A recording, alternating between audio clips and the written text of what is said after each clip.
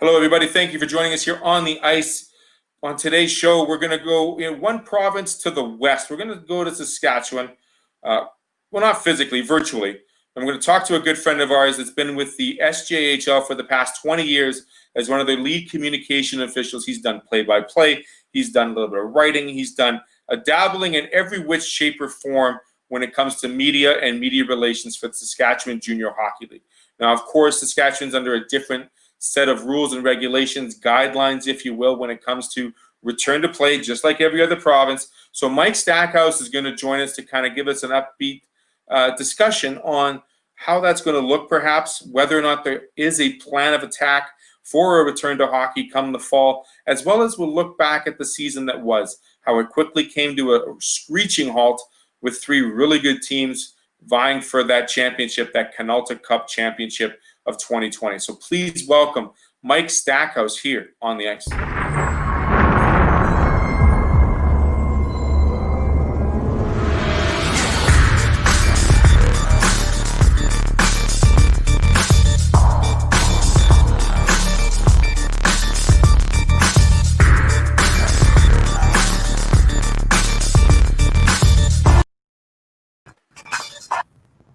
Joining me, as I mentioned, Mike Stackhouse, enjoying the outside today, which is quite nice. And we don't get a lot of great months of summer in Canada, but Saskatchewan and Manitoba definitely will take it when we can, right, Mike?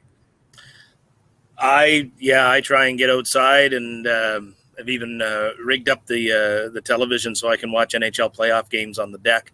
It's not as easy in the sunlight, so sometimes I have to do something that wouldn't look very nice if you were to come see what I have set up. But I enjoy it. I like to get out, and it's playoff hockey in August, so you may as well watch it outside. I don't want to be inside. Does it feel weird watching playoff hockey in August? But before we get to the SJ, let's talk about this return to bubble action. I know it's got to be great, number one, because we get to see the boys finish up the season. A lot of players, amateur-wise, weren't able to do so. But for these guys, watching it, seeing your favorite players back on the ice, how special is it to see this having an opportunity to actually happen? Well, at the time of you and I doing this particular interview, I'm not interested in watching Winnipeg at all. Okay, that's fine. And I say that in a kidding way.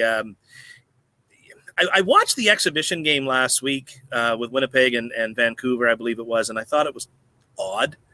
But yet, I got to say, I got over that feeling in a hurry when the game started for real on Saturday, and it's been great. The round robin games, the intensity, isn't there yet, although I suspect that it will be, especially with, a 4 seed Philadelphia winning yesterday, and Colorado beating St. Louis. When reality hits and you sort of see what's unfolding with the play-in, teams don't like to pick their opponent, but let's be honest, in the West, if Chicago was to beat Edmonton and be that low seed, it's really advantageous to be the number 1 seed. And I think that because of that, and because of what we're going to see unfold, you're going to see some teams in the round robin, pick up their intensity a little bit. But overall, I thought, the play-in stuff is great.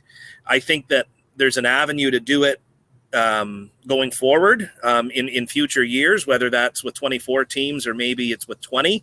In my mind, I like the idea of maybe a 7 versus 10 and an 8 versus 9, and then having those 2 teams, advance. I also wonder if there isn't an avenue at some point to do this bubble, almost like a Memorial Cup type of thing, in the first round of a play-in or some sort of, tournament.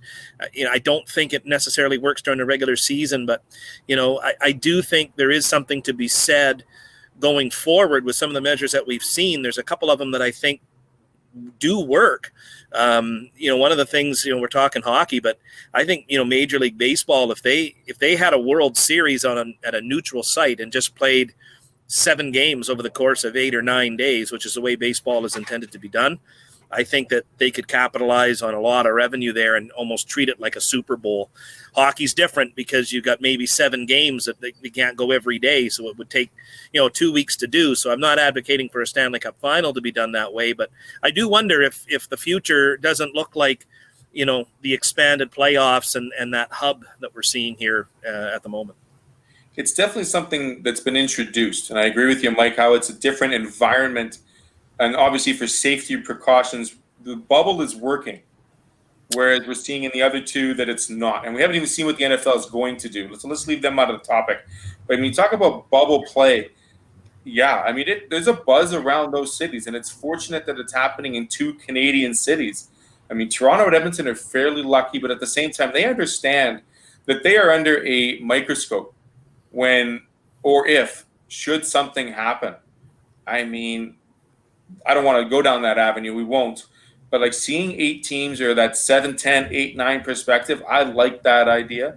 I think teams would like that idea, although they probably would want to see a shorter season, perhaps maybe a 70 or a 75 gamer to give an opportunity to play those extra 3-5 games.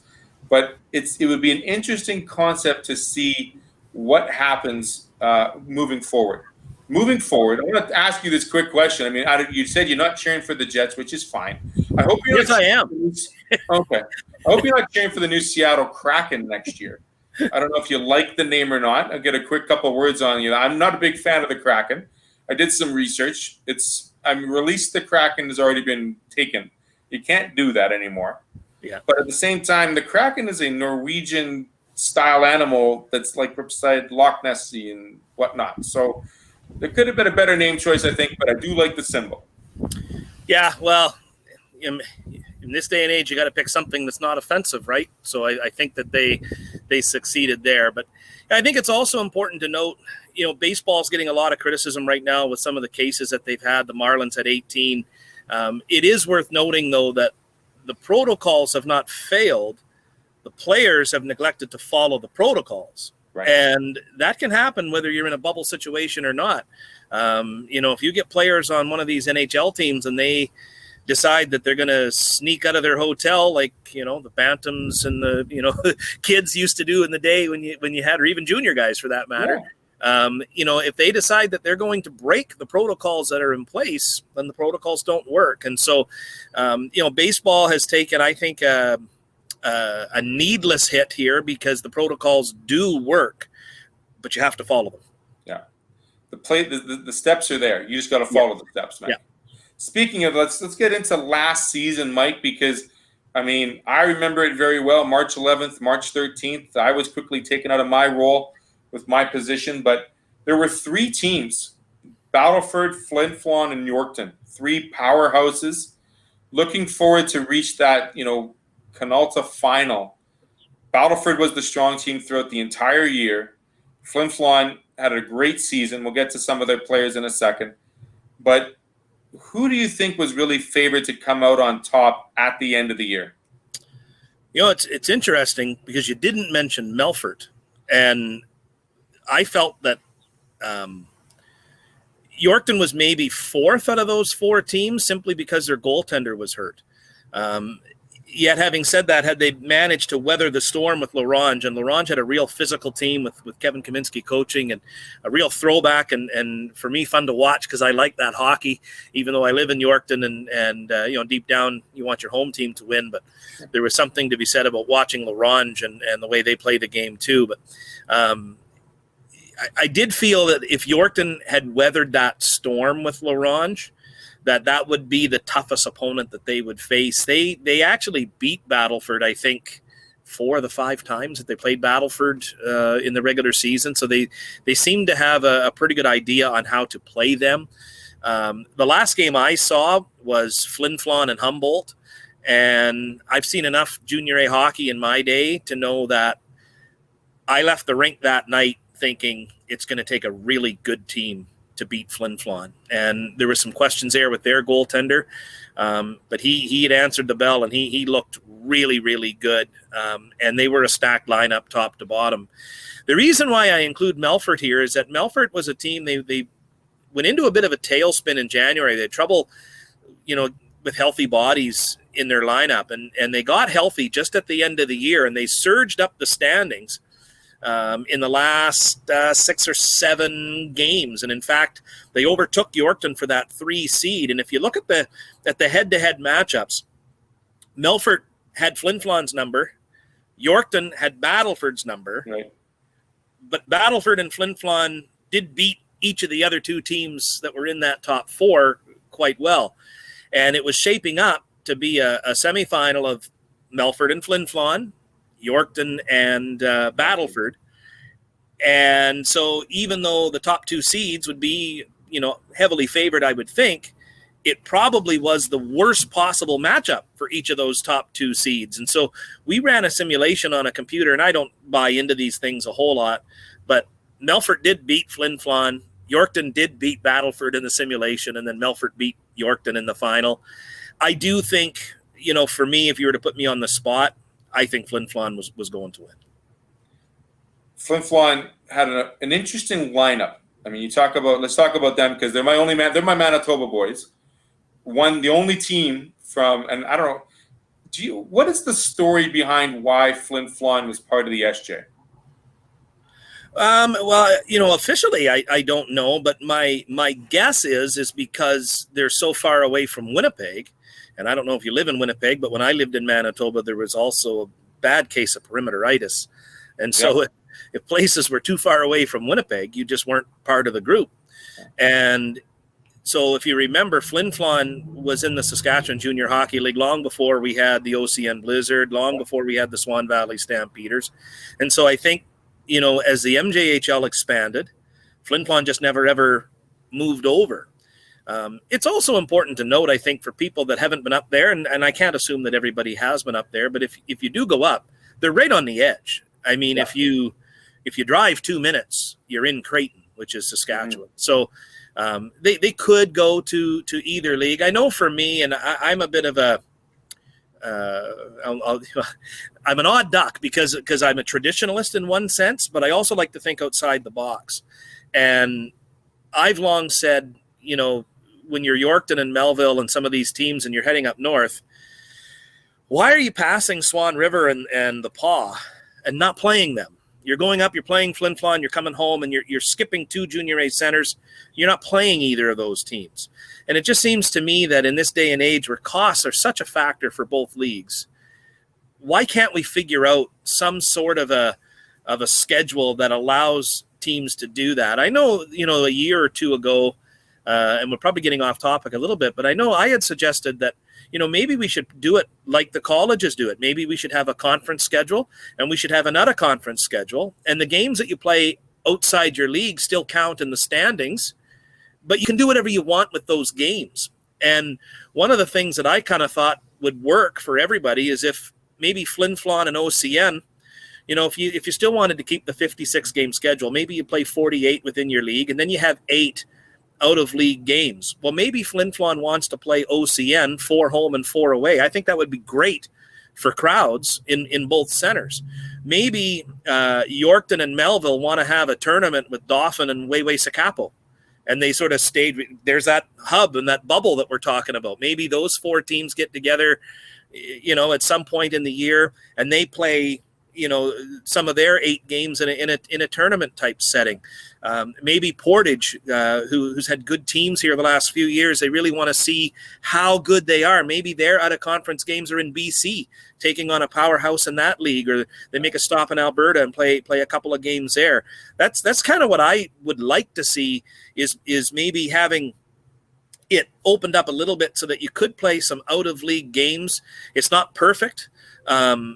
But I think if you gave teams the freedom and they just said, look, you can play 8 games and you play them against whoever you want, I think it would be fun for the fans. And I think that that would be one way to get people more engaged. And I think you would put a little bit more money into the bank accounts of these Junior A teams too. Flin Flon and OCN always do well in preseason when they play each other. And I mean, most of the time it doesn't resemble what either team has. No, you're absolutely. You mentioned that interprovincial, that interleague play, the non-conference play. It would be interesting to see if, Canadian junior hockey would actually look into something like that. Like you said, propose an 8 or a 10 game non-conference possibility to see how you would rank amongst other Western Conference junior hockey programs. It would be interesting to see. I like the idea. Like I don't live, I don't live anywhere near Kindersley, although our health authority, when they divide up the COVID numbers, seems to think I live near Kindersley.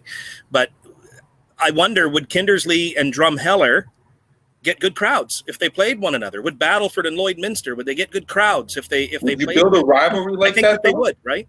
I think you build a rivalry. I mean, if you saw Flin Flon and OCN and Swan Valley playing in a showcase weekend, pretty sure you see a lot of cool fans out there, outside the numbers, of course. I mean, you see a little bit more of like a camaraderie, a little bit of a hometown favorite, a little bit more of, professional competitiveness amongst those communities, because maybe that's what's missing. I mean, you talk about living outside Winnipeg. There's only one Winnipeg MJ team currently, which is amazing. And the number of Winnipeg players that are playing in the MJ in Manitoba is staggering low. I want to say 2 to 3 players per team, if that. So Winnipeg aside, it would be great to see rivalries considered for cross-provincial games when we're allowed to cross the provincial borders legally and play hockey again, which we'll get to later. But it would be fun to see those competitions occur, Mike. I agree with you. I like the idea. We're going to visit that a little bit more later on. Yeah, well, Flin Flon had, I think, 4 or 5 guys each of the last couple of years out of Winnipeg. And I know off the top of my head, Yorkton had Ethan Robson in their lineup last year. He's from Winnipeg. And so, the Saskatchewan teams dip into Winnipeg as well. The MJHL has changed a lot in the last 20 years. And it isn't as Winnipeg focused as it used to be. And I just really like the idea of going outside your league to play some of these games. And you mentioned, Swan Valley playing Flin Flon, but what about Swan Valley playing Yorkton? They're only 170 kilometers from Yorkton, so you could potentially involve them. And that's the kind of the cool thing with Yorkton is that, you could do something different every year. Like Yorkton's kind of central to, they're not far away from Melville. They're not far away from Dauphin or Swan River or Wayway-Sakapo or Neepawa. And so they could kind of, do you want to have 6 teams playing a tournament? Probably not, but you might do something different each year. And I think you could probably do something for 10 years and have each one of those teams host over the course of those multiple years and involve all 6, 7, or 8 teams. Yeah. We talked about provincial Manitoba players. Flin Flon had 4 of the top 7 scorers this year. 3 of those 4 scorers were from Quebec. Yeah. And one of them is a rookie. There's got to be a Quebec connection there. I'm going to butcher his name, and I do apologize for that. Tristan Lemaire is the rookie. Yeah. He's the 4th out of the 4, but I'm telling you, how do you gather that type of player or group of players from Quebec and say, come play in Flin Flon? Well, I've always said that your best recruiter are your alumni. And Flin Flon has had a fairly strong history of going into Quebec and doing well. And as that builds over the course of many years, what happens is guys go back to Quebec and they say, hey, it's a pretty good place to play. And if you want a scholarship, it at the moment is the best place in the SJHL to play. Mike Reagan does a good job turning out players to the NCAA. I would say in my 20 years here, Tristan Lemaire, aside from Jaden Schwartz, is the best rookie I've ever seen. And he was the 2nd best player in the entire league outside of Chance Petruic from December on. So he's a dynamic, special player. And they've done well. I know that they do have, in addition to the alumni, they've got other connections in Quebec that they use. He's got connections in Colorado as well, and they brought up 3 Alaskan kids a couple of years ago that played 2 years for them and did very well. And then what happened was some of the other SJHL teams recognized that there was this minefield of talent, if you will, and they started going into Colorado or into this league that this particular team was in that turned out these Alaskan players, and all of a sudden we've got Americans from that particular area sprinkled over a number of teams in the league now. You mentioned Chance. He was the leading scorer this year by about, I want to, off the top of my head, 11 or 12 points. 109-point campaign, almost over 2 points a game, which is insane. Who's going to fill his skates? In Yorkton? Yeah. Well, he's aged out, right? Yeah, no, he's aged out. This is going to lead into a larger discussion, I think. But with the uncertainty of the Western Hockey League and whether or not they're going to play, Yorkton has, I don't want to use the word a lot, but they have a number of local guys that are still junior age that might not have anywhere to play that ordinarily would not play for them. And I wonder if the Western Hockey League isn't going, if some of these guys, in order to just stay in shape or just because they're uncertain futures, don't play here. And I'm not, putting words in anybody's mouth. I'm not saying that's what's going to happen. But I look at a guy like Brett Kemp, who's a 20-year-old Western Hockey League, probably is a point per game guy in the Western Hockey League. Well, what would he be on the Yorkton Terriers? And I got to think that if the Western Hockey League isn't going and he wants to play, Yorkton's going to use him and take advantage of it and get a few wins out of it, even if they happen to lose him, in December or later on in the year if the Western Hockey League gets going. But the Terriers do have a couple of twins in Keenan and Caden Taphorn that were line mates at Petruic last year. When those three were on the ice, they were a threat to score every single time, and that is not an exaggeration. They were worth the price of admission. So whoever goes in the middle with those two guys is going to be a benefactor of that. But Yorkton is different than the rest of the teams in the league in that they've really hung on to their major junior players and kept them on their list. And so the Taphorns are two guys that came back. Petruic was a guy that played in a Western Hockey League. They had Jared Legion a couple of years ago. Another name to watch is Carson Miller, who's from Yorkton and has played in a Western Hockey League for 4 years. There's rumors that even if the WHL plays, he might be around.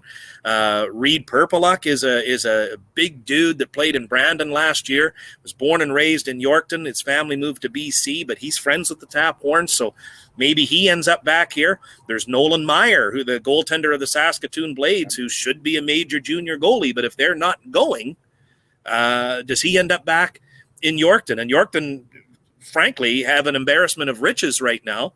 They've got Philip Bond, the goaltender who I mentioned was injured and didn't play in the first round of the playoffs this past year, but they've also signed Jacob Herman, who probably could play for the Prince George Cougars. But my understanding is what's happened with him is the Cougars have said, look, if Yorkton's going to guarantee you a spot, take it, because whenever we do have training camp, we're probably not going to be able to have training camp in the numbers that we've had in previous years. So that means if we've already decided on our two goalies, it's only fair to just bring the two goalies that we're going to use, bring them in and let everybody else find a place to play. And my understanding is Herman would be number 3 in Prince George. And if given a training camp, maybe beats out one of the other two guys, but because of the uncertain times that we're in, Yorkton's very high on him, and they've guaranteed him a spot. So, what do you do if you've got, Herman and Bond, I would think for sure will be here, likely splitting the time. But with that uncertainty with the Western Hockey League, does that free up some other guys? And I'm only talking about Yorkton, but I know there's other teams out there that do have a few guys still on their list. But it does pose for an interesting situation as we look forward here in the next few weeks. We're going to take a quick break. Mike, stay with us here on the ice. We're going to come back and we're going to talk about the uncertainty and the potential of what you just mentioned, because you did open up a big Pandora's box, if you will, for the upcoming week. So stay tuned here on the ice.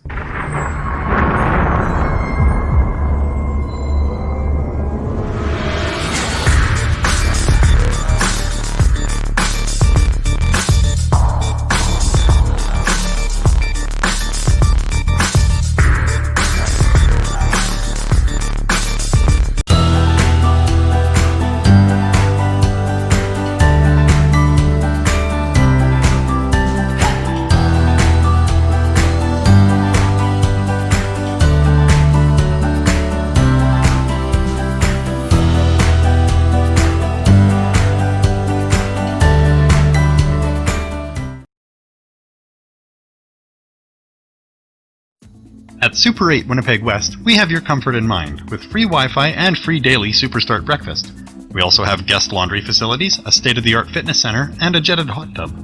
Sleep well in a spacious guest room equipped with plush new bedding, a 50-inch flat-screen HD TV, microwave, mini refrigerator, and Keurig coffee maker. Or book a suite with a kitchen, ideal for extended stays. Super 8 Winnipeg West, located just inside the perimeter on Portage Avenue.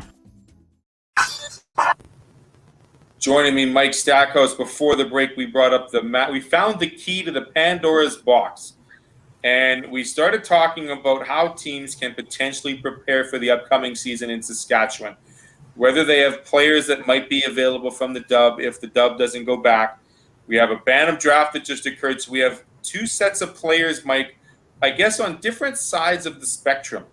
Potential players that would be maturing, 19, 20-year-olds, and 15-year-olds coming into play here.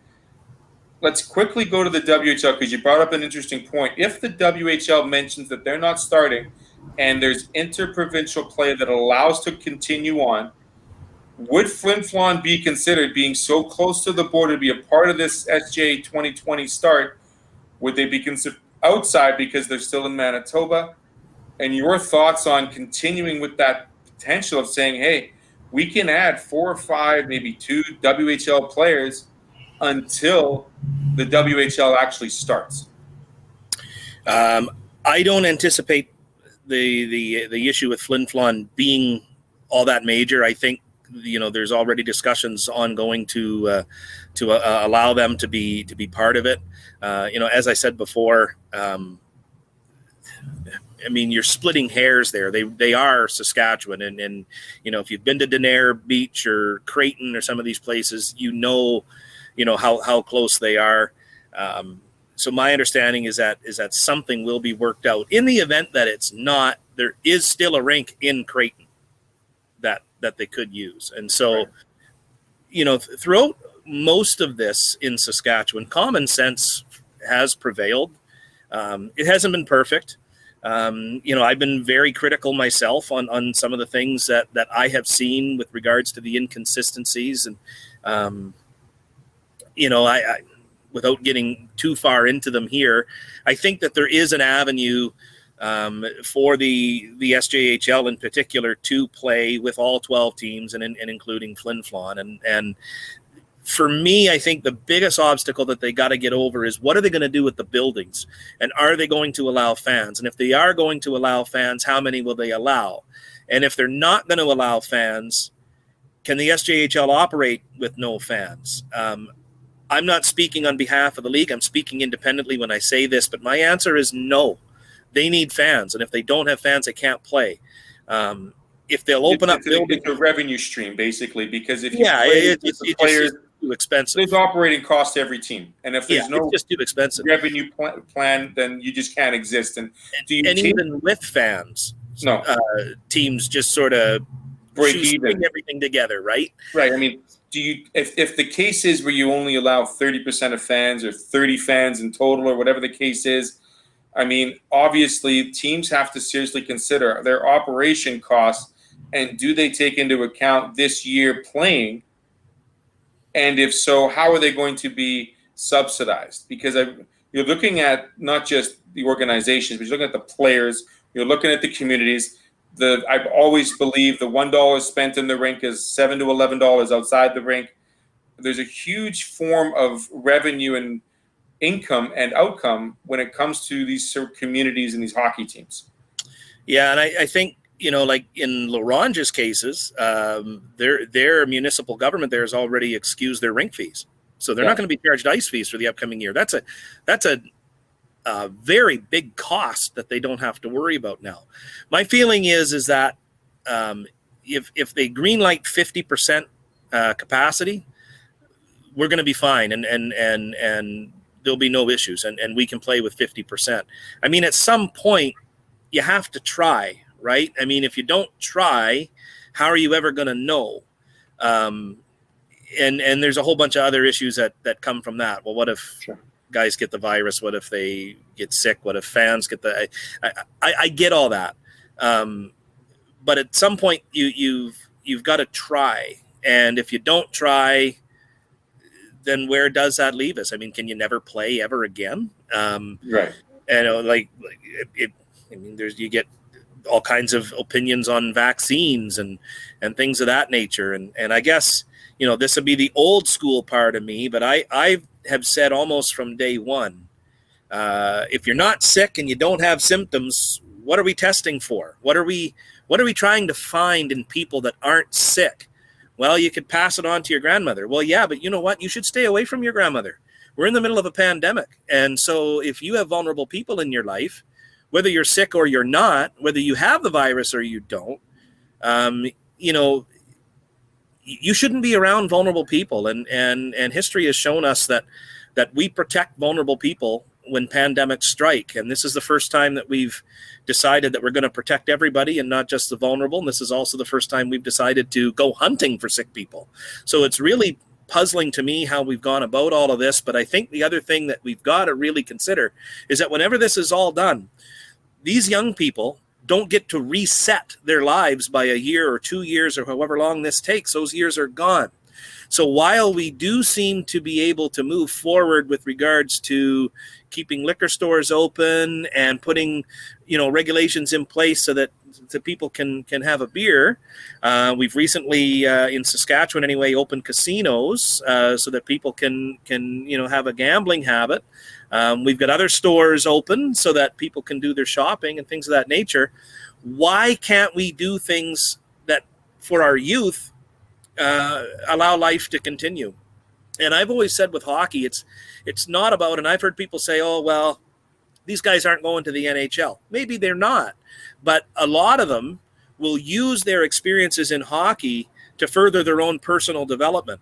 So these coaches that they have, these other players that they're around, that's kind of what shapes them going forward into becoming who they are. And in a lot of cases, they'll become police officers and lawyers and businessmen and really big contributors to our society through not hockey, but through something else. And a few of them will get their education paid for and they'll go on to school and they'll maybe, meet their future wife in university. And it's just, I can't believe the destruction that we've been willing to do to young people that play sports, all because we've said, well, you know what, it's only sports. It's not only sports. It's what young people do is they get together, they do these activities. And I think maybe most importantly, which I haven't touched on at all, it's how they stay healthy. And your best defense to getting sick is to be healthy. So why would we ban something that promotes health? It's puzzling to me. I hope we can move forward. I'm okay with the fan situation because I believe in choice. I'm an advocate of choice. If you want to open the buildings up to 50%, nobody's got a gun to your head saying you got to go to the game. If you don't want to go and you don't feel safe, you don't have to go. But if you feel safe and you're not worried about it and you want to go watch someone play hockey, go watch. And for the guys that are playing, they all know the risks. And, I would, not a health expert, but wouldn't we want physically fit 18, 19-year-olds to get the virus? If we wanted anybody to get the virus and build up an immunity to it, aren't those the type of guys that we would want to get it, would be our physically fit teenagers? You bring up a lot of interesting and valid points, Mike. Choice one, I talk about fitness physically, but fitness mentally to a lot of these kids, they haven't learned and they haven't faced, and a lot of people haven't faced, the current situation we're in. This is new for a lot of people. And I've had this conversation with many experts in all sport. And when you are at the liberty of someone else telling you you can or cannot play, and you have taken that choice away from a youngster, whether they're 6 years old or 19 years old, it is detrimental to their way of life because it's something they're used to doing and having and not understanding as to why it's no longer available to them. I strongly believe with you at the same time. Don't get it back, right? No, That's you lose it. I mean, like you tell a 7-year-old, years are gone. Like we talk to a 7-year-old and they play hockey and you tell them all of a sudden you can't play because of what's going on. They may never pick up a hockey stick again. They may look at the NHL as the reason why things are going the way they are. Who knows what the 7-year-old is thinking? Much like the 19-year-old. They have 1 year of eligibility left. They have an opportunity to go somewhere and further their education with athletics. And I've always been a student athlete, an individual that promotes student athletes all over the world, whether it's here or anywhere. The SJ has always proven to be that opportunity for many players should they want it, whether it's Division I, Division III, whether it's youth sports, whether it's hockey overseas. I have personal friends that have gone to the SJ for that exact reason. They've left high school in 11 and 12, and they've gone to play for the Bruins in Estevan, or they've gone to play for the Terriers in Yorkton. Or instead of going to play in BC, they're playing in Saskatchewan because they know they've got a better link to a school that way. The SJ has always been that footbed, that pillar to elevate a player to their next level. And by not giving them this opportunity, you can only ask the question why and if they'll have that opportunity. And we remain to see those answers. Well, and I like I say, I hope as we move forward here that we have seen some changes, and I have been critical, and I won't apologize for that. I just want to demand that our leaders, who, let's face it, up until this pandemic, our political leaders don't have that difficult a job most of the time. They need money, they tax you more. They put in rules, and we follow them. Now that we're in a pandemic, and some of the messaging has been very inconsistent, so now what you've got is the virus deniers out there. You've got people who are using it for a political advantage. And I just think, as we go through this more and more, I've got 3 kids, one of them who's a junior football player. And, if they cancel their year, he's going to lose that year. He's not going to get it back. And I don't really know that unless you have somebody in that situation that you understand that. I mean, if you had a child in grade 12 last year, or this June, well, they don't graduate again next year. That was their ceremony. What you did this year was their ceremony. That was it.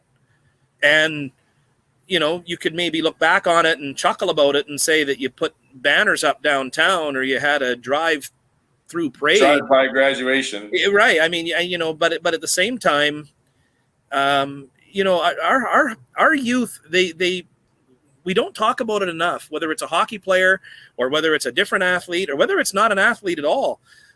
Oftentimes you'll have people in high school and they'll decide what they're going to do in their adult life through their extracurricular activities in school or through their subjects that aren't necessarily mandated that they take. They're through the optional courses that they decide that they might be interested in. And so we're robbing our youth of all of these things, like, the opportunities for student leaders to not be leaders because we've taken it away. I could go on, and I'm in my 40s, and I'm not going to get my years back either, but I've also lived a really good life through my youth. I can't imagine, to be honest with you, if you took my 18 or my 19-year-old year away, I don't know where I would be on that. I know, I decided to go into trade school right after grade 12. And I can tell you that where I was at in life, had I not done that right after my grade 12 year, had I taken a year off, the chances of me ever going to trade school were slim and none, and slim just went out the window. Yeah. And I wonder how many other people are in that boat. And I just think, we're not talking about that enough, and we're not trying hard enough to bring our youth back. And at the start of the show, when we talked about the NHL moving forward, I'm really happy that they're doing it, because I think it sets the stage. It's a building block for the rest of us. What is working? How are they doing it? What are they doing as far as dressing room setup? How are they going to and from the rink? Are they, as we've seen already, there's been some fights and they're not transmitting the virus. What are they doing that works? And can we apply that to what we want to do with regards to not just the SJHL, but minor hockey in general? There was a youth team, a few of them actually from Saskatchewan, took some heat because they went to Winnipeg a few weeks ago and played in a tournament. And I understand the heat that they took, but also they did it without a disaster. They did it successfully. So let's look at what they did and say, okay, well, you know what? You shouldn't have done it. You broke the rules, but it worked. So let's see if we can apply that and maybe allow a little bit of this to occur. the applications that have occurred, and with or without the permissions, we'll say it that way, and how they've been working, it's we need to look and say, okay, what was the take-home message, and more so, what were the results of that? Not the wins, losses, but in terms of what preparations and what guidelines and protocols were followed. Mike, we're going to take one more quick break, and we're going to talk about the upcoming season and the potential of when and if it will start. Stay with us here. We'll be right back.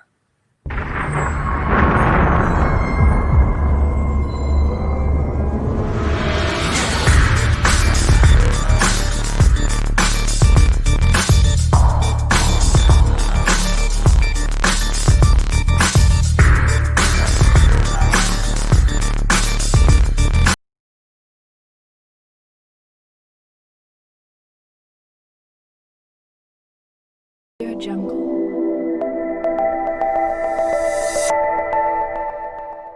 Audio Jungle.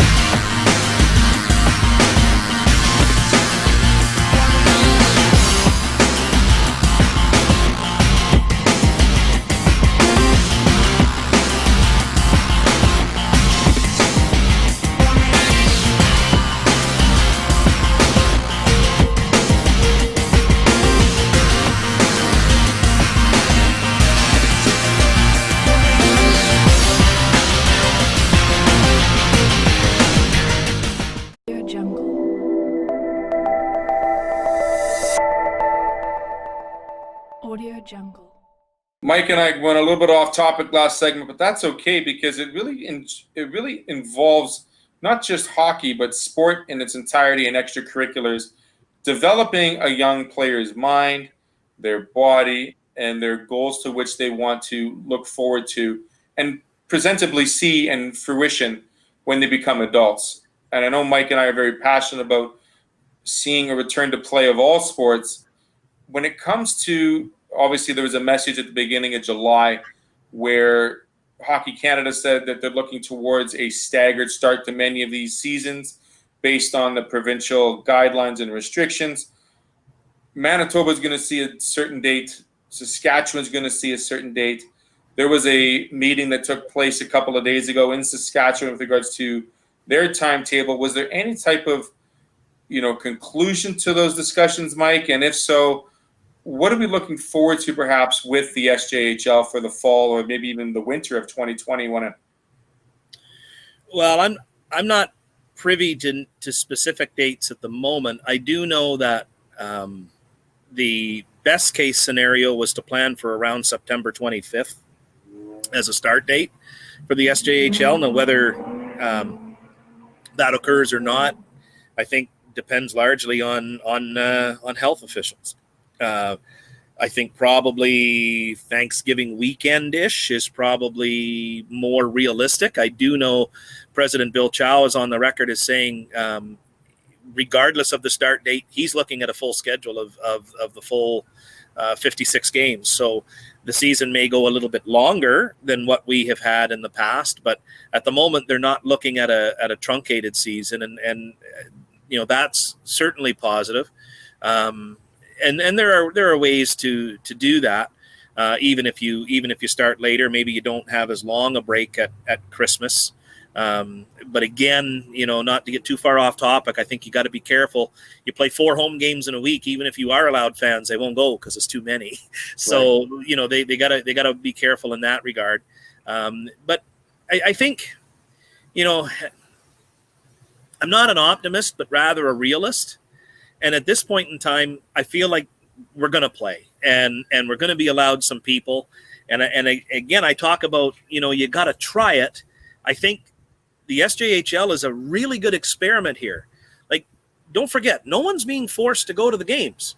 So if you open it up to 50%, people that want to go can go. They understand the risks. They understand that, yeah, you know what, I might pass the virus to that guy over there, but I also might get the virus from that guy over there. And that guy over there knows that he might pass it to me and he might get it. And the players are all aware of the risks involved. The coaches, the trainers, they're all aware of it. So I think, as a realist, I think, unless we decide we're just not going to have sports, I think they're going to play, and I think they'll get going right around October 1st. That's just my guess. We talked about the top 3 teams from last year. The 4 teams that did not make the playoff run, which one do you think, Mike? I mean, looking at last year's roster, because, those are going to change too, because some of them do have American-born players on them. Like you said, we did talk briefly about the opportunity of Western Hockey League players potentially coming back to their hometowns. Can you venture to say one of those 4 teams making a big push this upcoming season when it begins? Well, like Melville and Kindersley changed coaches, right? So I think, those 2 teams are going to be watched closely. Kindersley has added a pretty good player from Larange and Kyle Ford, who was one of the better rookies in the league last year as part of a future considerations deal. They also get Matthew Pacenti back from Yorkton, who was Yorkton's goaltender in the first round against Larange. Melville, to me, they haven't been good for about 5 years. And Mike Rooney's a new coach there, and he's fairly well connected. I don't know that Melville would be my pick to get into the playoffs, but I think they're the ones that would be most desperate to get in. They've got to get in. Weyburn has been spinning their wheels a little bit last couple of years. Notre Dame, same thing. So I would put Kindersley and Melville ahead of the other 2 at the moment. I think Kindersley might be a little bit better positioned to get in. Melville a little bit more desperate, but remember, if those 2 get in, 2 others got to come out. And so that's my next question to you, Mike. Of the top 8, are we looking at? I forget which division it was, but one division had all 4 teams in the playoffs. Yeah, well, that would have been with Flin Flon, Melfort, Nipawin, and Larange. Exactly. Nipawin. Do you see them maybe making the? Who makes the move? Who gets relegated? If to use the word there. Well, I like all the teams, so I don't want to name any of them. But let's not name any. Right. But I think, Nipawin did have a little bit of a dip, if you will, but they're so very well run that I don't think that's going to be a long-term thing. I think Humboldt is going to be really good. They were building towards the future. Estevan is building for another year down the road. So, we talked about Yorkton fairly extensively, and I think Yorkton's going to be pretty good. So, it's going to be interesting. Just Battleford's not going to fall all the way off the top of the mountain out of the playoffs. You wouldn't think, right? So, we've now covered most of the 8 that were in there. I think Melfort. Trevor Blevins is a guy that he doesn't really believe a whole lot in. The downside of being outside is that flies can bug you. But Melfort doesn't really rebuild; they reload. So I guess if he has a bit of a backfire on his reload, they would be vulnerable to missing the playoffs and having one of those 4 teams get in. This will be, like you said, the rebuild, reload. This will be interesting to see how teams are actually able to build their rosters. If it's to the point, like if I'll give you not a worst case scenario, Mike, but I'll give you a case scenario. All players in the SJ have to be from Saskatchewan. Are you going to see 12 rosters put together with all Saskatchewan-born players outside of Flin Flon, of course? That would be really interesting, because if the other provinces didn't have that mandate, you're still going to lose a few to Saskatchewan. You're going to lose them to Manitoba, Alberta, BC, the states. Is Flin Flon going to have access to those Quebec players? That's right. These are questions that the league is going to have to face within a month here. Yeah, I think based on what we're seeing with regards to travel right now, the only players that would be in jeopardy might be U.S.-born players. And even there, I think with what we're seeing here in the last little while, as long as they get here early enough and go through their 2-week isolation period, I think probably they're going to be allowed to play too.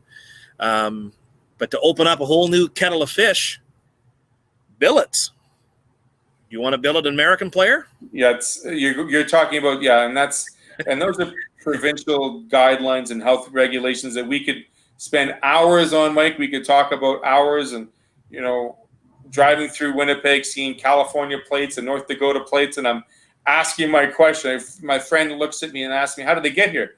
Well, it's simple. They drove here.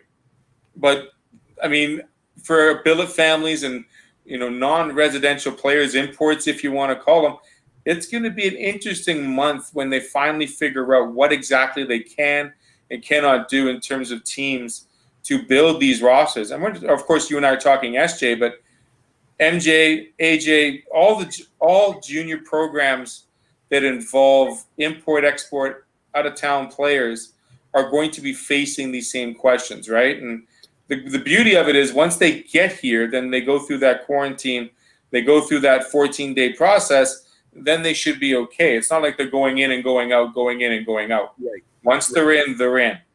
And what about province acts like a bubble, right? And what about Saskatchewan kids that were playing in the USHL or the NAHL? Are those guys going to be blocked from going, and are they going to end up? I mean, if they stay here, that changes the look of some rosters too. Absolutely, and that is, I guess, not the $1 million question. That is one of the top 3 or 4 questions that are going to be asked here in the upcoming month, because how a roster looks will change this month. How it will change, we don't know to what extent. Yeah. So I look forward to seeing how some of these regulations get put into place, Mike. I know you're going to be close by and listening and getting a lot of this information as well through your connections in the SJ. What has been the best part of covering the SJ in the last 20 years for you on a personal note? You know what? I think probably, and I mean this sincerely, is just the number of people that I've met, the friends that I've made, and just those relationships that I have, and I think over the course of 20 years, I could count the number of coaches on one hand that I didn't like, that I didn't get along with. And there's been a lot of coaches. They're all really good people, players and their families. I mean, I would go to games and sit in the seats and get to know, mom and dad, really well over the course of a year. I remember not that long ago, Neil Landry, who played for the Humboldt Broncos. He was from Saskatoon, and I didn't know Neil. I didn't know anything about his family, but through being in Humboldt for one of their playoff runs, I got to know his mom. His mom would bring cookies to the rink, and I'd get a cookie. And like that kind of stuff is priceless. I look at a guy like Jordan Schindel, who played for Humboldt, who I consider to be a really good friend of mine now, and he's a firefighter in Saskatoon. He's got a young family, and it's been really good to see him. And that's a classic example right there of a really good hockey player that used his hockey to springboard to what he was going to do in life, and it didn't involve hockey at all. I look at some other guys, as I go through over the course of time that I've gotten to know. I think another thing that we don't have a lot of time with this, but I've learned a lot about First Nations people. We've had a lot of First Nations hockey players come through our league, and I've gotten to know a number of them, and just sort of the obstacles that some of them would face as they go through minor hockey and as they end up in the SJHL. And yet I also recognize how incredibly popular some of them are. Like last year when Battleford and Yorkton were in the middle of the playoffs. So one thing that I really have come to learn in recent years is just how supportive First Nations people are of their players that play at this level. And I can remember Yorkton was playing Battleford, and Keyshawn Gervais was playing for Yorkton, and they were on the brink of losing the series.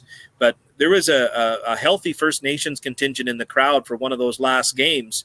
And after the game, when Battleford won, all of those people were down in the Battleford dressing room getting autographs from Quentin and Elijah Loon Stewardson, who were First Nations players that played for Battleford that come from the Sioux Lookout area. And we're not allowed to talk about it openly, some of the obstacles that these guys face. But, I can tell you the Loon Stewardsons and what they have gone through in back-to-back years, the fact that they, like, a guy like me wouldn't be playing hockey. I wouldn't have the intestinal fortitude to do it.